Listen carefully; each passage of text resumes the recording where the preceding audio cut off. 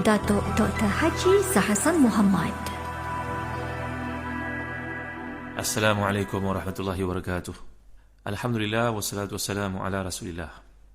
Innal hamdalillah nahmaduhu wa nasta'inuhu wa nastahdihi wa nastaghfiruh wa natubu ilayhi wa natawakkalu alayhi wa na'udzu billahi min shururi anfusina wa sayyiati a'malina. Man yahdihillahu fala mudilla lahu wa may yudlil fala hadiya lahu. Allahumma salli wa sallim wa barik ala Muhammad wa ala ali Muhammad kama sallaita wa sallamta wa barakta ala Ibrahim wa ala ali Ibrahim fil alamin innaka Hamidum Majid. Amma ba'd. Firman Allah SWT dalam ayat ke-40 surah Yasin, A'udzubillahi minasyaitonir rajim. La syamsu yanbaghi laha an tudrika al-qamara wa lal laylu sabiqun nahar wa kullun fi falakin yasbahun. Maksudnya, tidaklah mungkin bagi matahari mendapatkan bulan dan malam pun tidak dapat mendahului siang dan masing-masing beredar pada paksinya. Jadi kita telah bincangkan bagaimana sifat matahari, bulan, dan sekarang Allah Ta'ala membawakan kepada kita sebutan kedua-duanya kembali yang menunjukkan betapa pengaturan Allah SWT sangat teliti dan juga konsisten. Dan telah pun kita pelajari perkataan takdir. Maknanya takdir ni merupakan satu ketetapan yang sangat teliti bahawa matahari tidak akan dapat menyimpang daripada garis edarnya dan tidak juga dapat mempercepat dan memperlambatkan perjalanannya hingga mengakibatkannya mendahului dan mendapatkan bulan. Dan tidak juga malam, di mana bulan sering kali kita dapat lihat malam itu dapat mendahului siang sehingga menghalangi kemunculannya. Tapi semuanya Allah telah aturkan silih berganti masing-masing, baik matahari, bulan, semua yang ada di langit ini pada garis edarnya yang telah kami tentukan terus-menerus, tidak menyimpang daripadanya. Dalam kitab-kitab tafsir, contohnya dalam tafsir Qurtubi, bahawa semua ini tak dapat bertembung kerana bulan al-qamar fi sama'i dunya wa syams fi sama'i rabi'ah fahiya la tudriku. Pergerakannya pun, lainnya pun tidak sama kerana penciptaan bulan diletak oleh Allah SWT di langit dunia, manakala matahari berada pada langit yang keempat. Dan mengikut kepada kajian yang telah saya sebutkan kepada tuan-tuan dalam kuliah yang terdahulu, jarak di antara bulan dengan bumi dan jarak matahari dengan bumi itu berbeza. Perkataan yang bari ini, kalau kita lihat di sudut bahasa Arab, kata Imam Al-Asfahani, dia diambil perkataan bara yang bererti meminta. Kalau sebut bara abra, saya perlukan sesuatu, dia menyebut kepada memperoleh apa yang diminta itu. Dari makna itu terbitlah perkataan, maksudnya yang bagi dapat ataupun mampu. Jika sesuatu itu tidak dapat atau tidak boleh anda kerjakan, ia dirujuk dengan makna la yang bagi. Jadi kat sini perkara tersebut bermaksud tidak dikehendaki, tidak diperkenankan oleh Allah SWT. Jadi ayat ini menyebut matahari dan malam tak dapat mendahului bulan serta siang, dan tidak pula menyebutkan sebaliknya. Ini untuk mempersingkatkan huraian. Apalagi bila yang besar lagi hebat, iaitu matahari tidak dapat mendahului yang kecil, maka iaitu bulan tentulah terlebih lagi sebaliknya. Ini maksudnya tuan, bila Allah Ta'ala menyebut kepada kita dalam ayat ini, la syamsu yanbaghi laha an tudrika al-qamar wa lal laylu sabiqun nahar. Matahari tidak akan mendapatkan bulan dan malam pula tidak akan mendahului siang. Dalam huraian para ulama, contohnya dalam Kasyaf oleh Zamakhsyari, di sini kita dapat lihat ayat ni di sudut strukturnya, matahari tidak dapat mendahului bulan, malam tidak dapat mengatasi siang. Di sudut laras bahasa ni, kalau kita faham, pertama Allah menyebut bulan datang dahulu, kemudian matahari kemudian. Itu sebab kemudian matahari tak dapat nak mengejar bulan, tak boleh nak mendapatkan bulan. Begitu maksudnya. Syamsu yang bagi laha an tudrikal qamar. Matahari tidak akan berjaya mendapatkan bulan. Begitu maksudnya. Wala la yusabiqun nahar. Dan malam pula tidak akan dapat mendahului siang. Jelas para ulama, pergerakan matahari dengan bulan bergerak lebih cepat dari matahari. Kerana dalam sistem yang telah kita bincangkan, matahari 365 hari untuk menyempurnakan putarannya, sedangkan dalam bulan cuma 28, 29 ataupun 30 hari. Maka itu sebab dalam ayat pertama menyatakan bahawa matahari tidak dapat mengejar bulan. Dan yang kedua, walal la yusabiqun nahar. Malam tidak akan dapat mendahului siang. Kerana malam itu merujuk kepada, kalau kita faham bahawa perkataan yang dirujuk oleh Allah Ta'ala di sini sabiq. Sabiq maknanya berlaku di situ perlombaan. Seperti kita sebut perkataan musabaqah. Cuba bayangkan, di sini malam, sebelumnya siang, dan selepasnya juga merupakan siang. Jadi malam dihimpit oleh siang sebenarnya. Dan bila kita lihat di sudut yang lain, siang pula di tengah-tengah, sebelumnya merupakan malam, dan selepasnya juga merupakan malam. Jadi dalam konteks ini, bila Allah nyatakan bahawa tidak dapat satu mengatasi yang lain, maka mudahlah untuk kita faham ini merujuk kepada dua perkara yang berbeza, iaitu matahari dengan bulan tempatnya berbeza, tempat orbitnya berbeza, dan malam dengan siang itu pun kalau kita perhatikan dari sudut logik akal, malam di tengah-tengah diapit oleh siang, dan sebaliknya siang diapit oleh malam di kedua-dua sudut, sebelum dan selepasnya.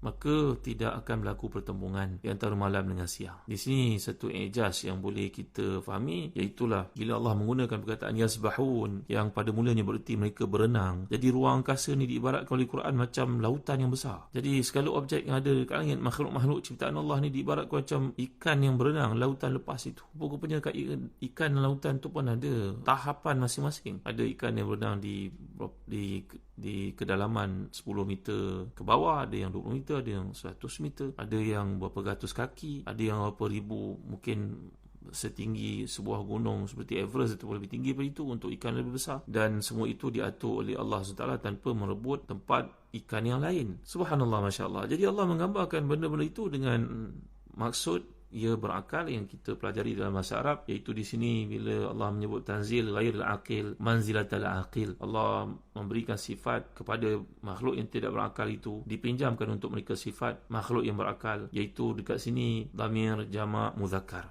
Jadi ini untuk mengisyaratkan tentang tunduknya segala makhluk itu kepada ketentuan Allah tanpa pelanggaran antara satu sama lain. Dan saya telah huraikan kepada tuan-tuan dalam kehidupan kita pada ini, kita bukalah dekat YouTube sebagai contohnya, lihat air crash investigation sebagai contohnya. Pernah berlaku dalam sistem penerbangan, aviation, kemalangan-kemalangan yang pernah berlaku. Tidak tersembunyi kepada kita pada hari ini. Padahal bagaimana sistem radar yang ada, sistem yang apa ini panggil di airport itu ada tempat yang memberi arahan kan kepada kapal terbang untuk terbang di ketinggian mana. Kapal terbang itu sebelum dia take off, dia akan dapat makluman di ketinggian manakah patut dia berlepas, dan untuk tidak bertemu. Dan pada satu masa ribuan pesawat ada di angkasa lepas. Kadang-kadang tuan-tuan yang dimuliakan saya, berlaku juga pelanggaran menyebabkan kematian. Begitu juga kalau kita lihat kereta api laju, berapa kali dalam hidup kita mendengar tentang berlakunya pelanggaran itu, kematian ramai orang. Allahu Akbar, Masya Allah, Tabaraka wa Ta'ala. Cuba tuan-tuan bayangkan berapa ribu orang bertugas di menara kawalan kapal terbang itu, ataupun di menara, ataupun di pejabat berkaitan dengan kereta api laju yang bertugas pada satu masa. Negara China saja memerlukan berapa ribu orang untuk mengendalikan airport mereka ataupun pusat kereta api mereka. Negara Eropah, di US sebagai contohnya, di Jepun, berapa ribu orang datang bertugas untuk mengelakkan berlakunya pelanggaran itu. Tapi bayangkan sistem matahari dengan bulan dengan bintang yang ada dalam hidup kita pada hari ini, dipanggil dengan bima saktinya, dipanggil dengan galaksinya, dengan sistem berjuta-juta. Tuan-tuan yang dimuliakan sekalian, pernah tak berlaku pelanggaran? Pernah tak kita hidup dalam kehidupan kita mendengar cerita seperti itu berlaku? Tak pernah. Siapa yang mengawalnya tuan-tuan? Hanya Allah Subhanahu wa Ta'ala sahaja. Sebab itu dikatakan wa kullun fi falakin yasbahun. Semua itu berenang dengan tenangnya dan tidak ada pelanggaran di antara mereka, dan dipinjamkan sifat manusia kepada makhluk-makhluk yang besar ini, seolah-olah mereka memiliki akal dan mereka mencatur segala itu mengikut ketetapan daripada Allah Subhanahu wa Ta'ala. Dan telah kita pelajari dalam ayat yang lalu bila Allah menyatakan zalika taqdirul azizil alim. Inilah takdir ketetapan daripada yang Maha Perkasa lagi Maha Bijaksana. Didahulukan perkataan aziz ke atas alim kerana kesesuaian tempat untuk menceritakan sistem makhluk yang besar dan berbagai-bagai bentuk makhluk yang dijadikan ini dengan keluasan dunia yang ada. Dia memerlukan kepada satu power, kekuatan yang luar biasa, iaitu sifat izzah ni tadi, sifat aziz yang telah pun mendahului sifat alim dalam konteks penggunaan ayat ataupun bahagian menceritakan kehebatan sistem yang ada ini. Muslim-muslimat dalam hati dan dikasihkan. Jadi ayat-ayat ini memberi kepada kita satu fakta ilmiah yang baru ditemui oleh para astronomi dalam awal abad ke-17, iaitu matahari, bumi, bulan dan seluruh planet dan benda-benda langit sebenarnya bergerak di angkasa lepas dengan kecepatan dan arah yang tertentu. Matahari dengan sistem surianya berada dalam satu nebula yang besar disebut sebagai bima sakti. Cepatnya peredaran mencapai sampai 700 km per saat, dan peredarannya mengelilingi pusat memerlukan waktu dalam lingkungan 200 juta tahun cahaya. Matahari tidak dapat mendahului bulan kerana keduanya beredar dalam satu jarak linear yang tidak mungkin dapat bertemu. Sebagaimana malam juga tidak dapat melalui siang kecuali jika bumi putar pada timur ke arah barat. Jadi bergerak daripada barat ke timur. Kemudian bulan mengelilingi bumi, dan bumi pada waktu mengelilingi matahari itu melalui kumpulan bintang-bintang yang yang kemudian memunculkan posisi-posisi iaitu manazil bulan. Maka kita saksikan pada seperempat pertama dan kedua bulan tu kelihatan seperti tandan yang tua, kal urjunil qadim. Jadi ada jarak yang sangat jauh memisahkan antara bintang dan planet-planet. Jarak antara bumi kita dengan matahari seperti yang telah saya terang kepada tuan-tuan sekitar 39 juta batu, dan jarak bumi dengan bulan adalah sekitar 240,000 batu, lebih kurang lah tuan-tuan. Jadi jarak ni sangat sederhana jika dibandingkan antara jarak planet dalam sistem suria dan juga bintang yang terdekat padanya. Jaraknya ada sampai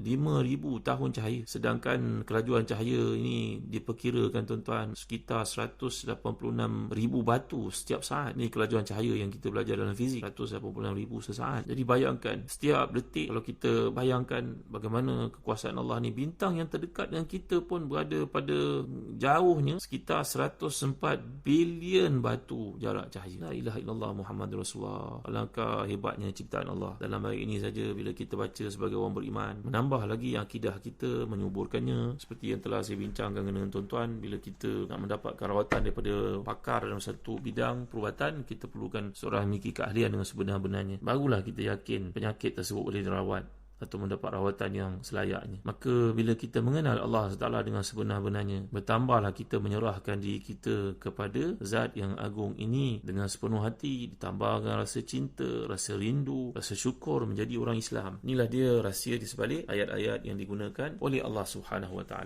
Para pendengar yang dirahmati dan dikasihi Allah sekalian, kemudian kita masuk kepada ayat yang berikutnya yang menceritakan tentang nikmat Allah dalam bentuk penciptaan sistem transportation ataupun sistem pengangkutan di daratan, di lautan. Sebagaimana firman Allah Taala pada ayat 41 42, a'udzubillahi minasyaitonirrajim, wa ayatul lahum anna hamalna dhurriyyatahum fil fulkil mashhun wa khalaqna lahum min mithlihi ma yarkabun. Dan satu tanda kebesaran Allah yang Maha Besar bagi mereka adalah kami angkut keturunan mereka dalam bahtera yang penuh dengan muatan, dan kami ciptakan untuk mereka yang akan mereka pandu seperti bahtera itu. Ini adalah ayat yang menceritakan tentang nikmat Allah di hadapan, terang di hadapan. Kalaulah bulan bintang itu mereka tak perasan, maka sekarang yang ada di depan kamu untuk membangkitkan rasa sebagai hamba dan kesyukuran agar kamu beribadah sepenuh hati kepadanya, pada Zat yang agung ini. Jadi Allah menceritakan bahawa antara nikmat lagi, antara tanda kekuasaan yang besar ini, kami angkat keturunan mereka dalam bahtera yang penuh muatan. Perkataan bahasa Arab merujuk perkataan zuriyah ini, kita faham dengan keturunan. Rupa-rupanya